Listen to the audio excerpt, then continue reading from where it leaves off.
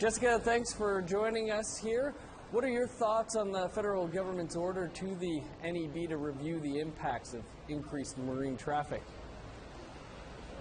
Well, I have to say that this morning's announcement left me very worried that the federal government still has no plan to deal with the elephant in the room, which is the Federal Court of Appeals determination that they completely failed to hit the mark on Indigenous consultation with respect to this project. So the announcement this morning that they're going to take steps to fix one of the problems identified by the court, which was the failure of the National Energy Board to deal with the impacts of marine shipping for this project, which will increase tanker traffic in Burrard Inlet sevenfold. Great to see a step being taken, but it looks to me like the federal government simply has no plan to deal with the major constitutional issues with their approval of the original approval of the Trans Mountain project.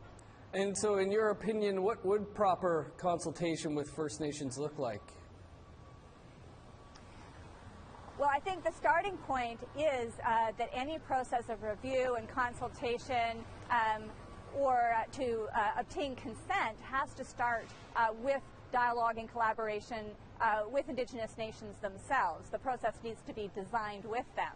Secondly, you have a federal government who has made a commitment to the implementation of the UN Declaration on the Rights of Indigenous People, and the declaration is clear that the minimum standard for consultation is obtaining the free, prior, and informed consent of Indigenous nations. And I think that has to be the foundation of any follow-up consultation undertaken by the federal government on the Trans Mountain project. They've given a timeline of about 6 months here. Is that enough time, in your opinion, for a review? Well, we have to remember that the step that was announced today is simply to get us to a stage where we may have a National Energy Board report that is legally acceptable in the sense that it even considers marine shipping.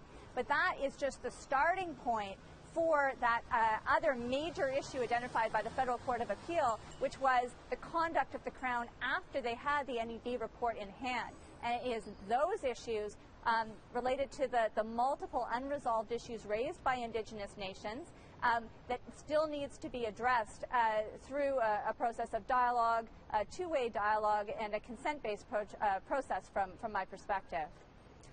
And so clearly that piece of it, dealing with those unresolved issues, is going to take us far, far beyond this initial period.